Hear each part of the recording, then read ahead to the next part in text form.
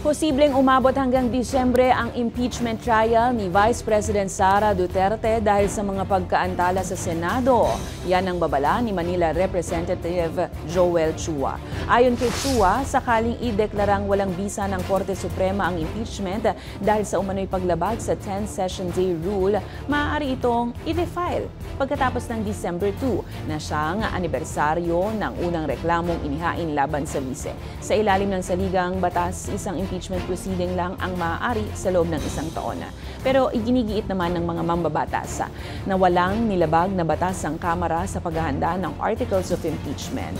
Samantara, humiling ang Korte Suprema ng karagdagang impormasyon mula sa Kamara para pag-isahin ang mga petisyon ng kampo ni VP Sara, kabilang ang kanyang ama na si dating Pangulong Rodrigo Duterte.